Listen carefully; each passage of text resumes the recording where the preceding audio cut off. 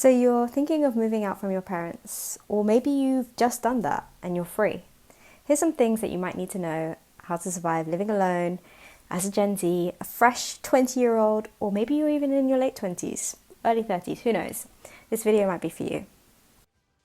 The first thing is you definitely need to have a routine locked down. I mean cleaning routine, cooking routine, sleeping routine.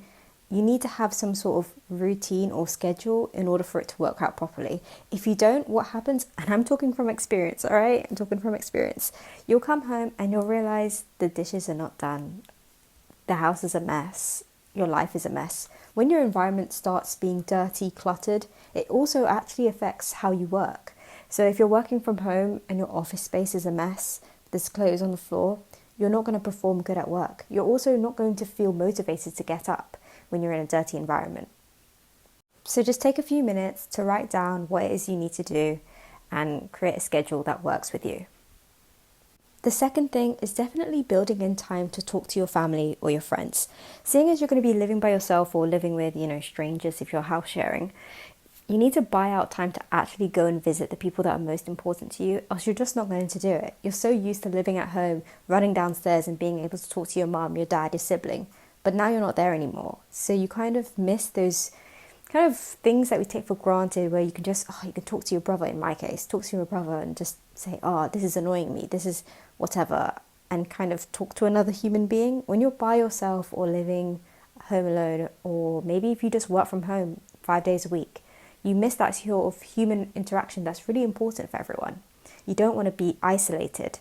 So definitely check in more with the phone, maybe phone your mum, text your friends, jump on a call, game online, do whatever it is, but just make sure that every day you're speaking to someone. On the more practical side, you definitely have to think about finances. Maybe it's rent or maybe it's mortgage that you're paying. But regardless of what it is, create a budget. And what I like to do is a zero budget. So let's say that you're earning 3K a month, right? Let's just say. You need to have a budget where at the end of the budget, there's zero. There's £0, there's $0, because you've allocated money for each bucket. So this amount of money is rent, this amount of money is savings, this amount of money is emergency fund. That is the best way to kind of do a budget, instead of just saying, okay, I'm going to spend 50% of my budget on rent, 20% on food, and then the rest, I'll just save. Be specific so that you know exactly where your money is going. And then that way, if there are anything that comes up, because things do come up, the boiler will break down, you'll need to have to, randomly buy a pair of shoes, maybe you've got a party and you need to buy an outfit. Anything like that, there's always going to be some sort of thing that you didn't account for that will come up.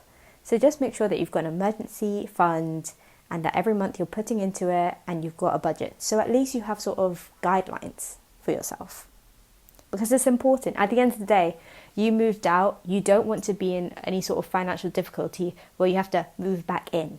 Because trust me, you don't want to do that. It's very hard to move back in with the parents when you've gotten used to living by yourself. And my final tip is for every day to step out of your house. Please. You might have those days where you're thinking, I'm just going to stay inside for the weekend. I'm not going to I'm paying a big set of money, rent or mortgage, to enjoy my living space. So that's what I'm going to do.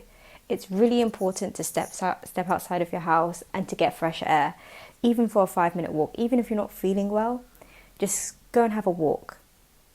Feel some sort of sunlight, even if you live in the UK like I do, and the sunlight, there is no sunlight, but you don't want to feel sort of trapped, because the thing is, your body doesn't actually realize the difference between a prison and your home. All it knows is that it's inside, 4 walls. You need to step outside, touch some grass, as they say, and feel the air on your skin. So make it a goal to go outside of your house every day and not be so kind of trapped in your own place. I know you're spending big money, okay? I know you're spending big money, but this kind of also goes back to that first point of making a routine.